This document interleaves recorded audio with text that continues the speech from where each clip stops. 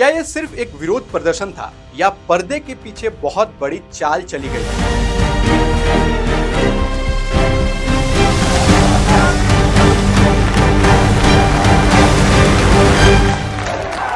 कुछ प्रदर्शनकारी शेख हसीना के घर में घुसते हैं और वहां उनके अंडरगारमेंट के साथ फोटो खिंचवाते हैं।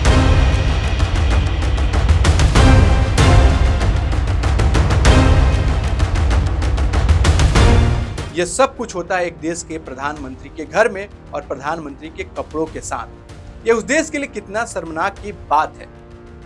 ऐसे में सवाल उठता है कि क्या वो जन आंदोलन था या अंतर्राष्ट्रीय स्क्रिप्ट का हिस्सा जो बांग्लादेश में बैठे किसी व्यक्ति के हाथ में थमाई गई थी। 24 मई 2024 शेख हसीना ने एक गुप्त बैठक बुलाई 14 दलीय गठबंधन के नेताओं के साथ। उसी रात एक बयान सामने आया। उन्होंने कहा कि मुझसे कहा गया है कि अगर मैं अमेरिका को सेंट मार्टिन द्वीप पर एयरबेस बनाने दूं तो मेरी कुर्सी बच सकती है। एक गोरे अधिकारी का संदेश था, सजीव, स्पष्ट और धमकी से भरा हुआ। क्या सवाल है कि हसीना को ब्लैकमेल किया गया था?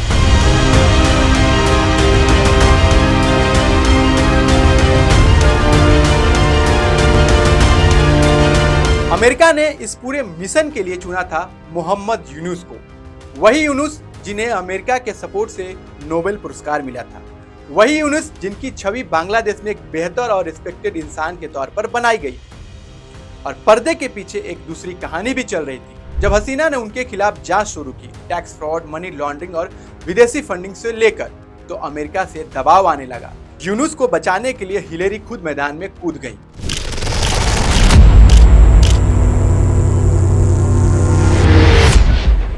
तत्कालीन विदेश मंत्री हिलेरी क्लिंटन ने खुलकर हसीना को कहा कि यूनुस को दोबारा बैंक का चेयरमैन बनाओ।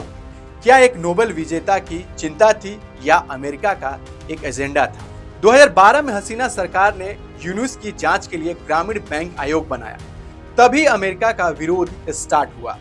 हिलेरी और बिल क्लिंटन ने व्यक्तिगत स्तर पर हसीना पर दबाव बनाया। क्लिंटन फाउंडेशन को यूनुस की कंपनियों से लाखों डॉलर का डोनेशन मिला था। अमेरिकी सीनेट की रिपोर्ट बताती है कि हसीना के बेटे सजीब वाजिद तक को धमकी दी गई थी, अगर तुम्हारी मां यूनुस के खिलाफ जांच नहीं रोकती हैं तो तुम्हें IRS की जांच का सामना करना पड़ेगा। क्या ये एक लोकतंत्र था या एक कॉर्पोरेट डिक्टेट? नीति आयोग के सदस्य डॉक्टर अरविंद विरमानी ने भी लिखा, IMF में रहते हुए मैंने देखा कि यूनुस के कहने पर बांग्लादेश को फंड न देने की सिफारिश की गई। यानी अमेरिका न सिर्फ यूनुस की सुरक्षा कर रहा था बल्कि बांग्लादेश की सरकार को आर्थिक रूप से घुटने टेकने को मजबूर कर रहा था।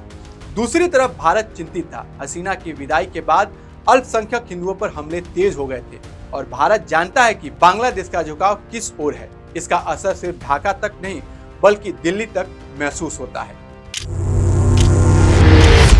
प्रदर्शन हिंसक हुए, हसीना को देश छोड़ना पड़ा और फिर अचानक मोहम्मद यूनुस अंतरिम सरकार के प्रमुख बना दिए जाते हैं।